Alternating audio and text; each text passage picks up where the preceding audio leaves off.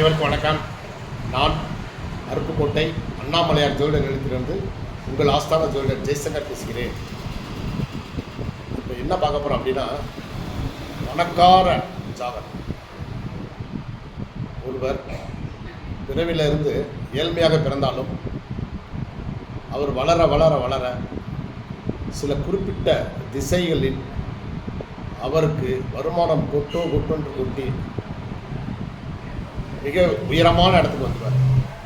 அவர் தன்னுடைய வாழ்க்கையிலேயே மிகப்பெரிய ஒரு உச்சத்தை அடைவார். அது யாருன்னு பார்த்தோம்னா, லக்னாதிபதி அவரும் ராசி அதிபதி அவரும் அந்த ஜாதக கட்டத்தில் 12 கட்டத்தில் எங்கே இருந்தாலும் சேர்ந்திருந்தாலும் அல்லது ஒருவரை ஒருவர் பார்த்து கொண்டாலும் அவங்க தான தர்மம் செய்வதில் மிக வல்லவராக இருப்பாங்க. இரக்க குணம் படைத்தவர்களாக இருப்பாங்க. மொத்தத்தில் நல்ல மனுஷங்களாக இருப்பாங்க. சரிங்களா? இவங்களுக்கு மிக அந்த ராசி அதிபதி தசாபுத்திலேயோ அல்லது லக்னாதிபதி தசாபுத்தி நடக்கும்போதோ மிகச்சிறந்த ஒரு எதிர்காலம் உண்டு. சரி, இவங்க 2 பேருமே கேந்திரத்தில் இருந்தாங்கன்னு வச்சுக்கோங்களேன், 1, 4, 7, 10, அது இன்னமும் சூப்பர், இன்னமும் வேகமான ஒரு வளர்ச்சி கொண்டு வரும். இதுக்கு புஷ்கல யோகம் அப்படின்னு பேர். சரிங்களா? லக்னாதிபதியும் ராசி அதிபதியும் ஒருவருக்கொருவர் கேந்திரத்தில் நின்றார். அது மிகச்சிறந்த யோகம்.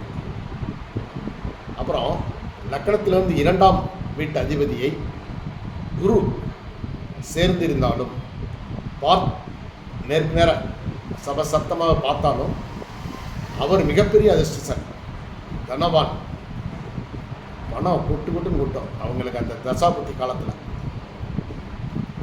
சரிங்களா? அதே போல் ஒரு லக்னத்திற்கு 2ஆம் இடத்து அதிபதியும் 7ஆம் இடத்து அதிபதியும் ஜாதக கட்டத்தில் எங்கே சேர்ந்திருந்தாலும் பார்த்து கொண்டாலும் அந்த ஜாதகருக்கு மனைவியின் மூலமாக மிகப்பெரிய அளவில் சொத்துக்கள் வரும், வருமானம் வரும். ஓகேவா? ஸோ மனைவியின் பெயர் வச்சு ஒரு வியாபாரம் பண்ணுறாருன்னா சும்மா அவருக்கு யோகம் பிச்சுக்கிட்டு நிற்கும். அந்த கடைகளில் கூட்டம் அவ்வளோ கூட்டம் இருக்கும். அதே போல் மனைவி வழி சொத்துக்கள் நிறைய இந்த ஜாதகத்துக்கு வந்துச்சு. சரிங்களா? ஸோ இதனாலே இவங்க மிகப்பெரிய ஒரு யோகத்தையும் அதிர்ஷ்டத்துக்கும் ஆளாகி பெரிய விஐபி ஆகிடலாம். இவங்க அரசியல் இருந்தாங்கன்னு வச்சுக்கோங்களேன், மாபெரும் வெற்றி பெறுவாங்க. தொடர்ந்து ஒரே தொகுதியிலே 7 தடவை 8 தடவைலாம் ஜெயிக்கிறாங்க இல்லையா, அவங்கெல்லாம் இந்த மாதிரி யோகத்தில் உள்ளவங்க தான். புஷ்கல யோகம். சரிங்களா? நன்றி, வணக்கம்.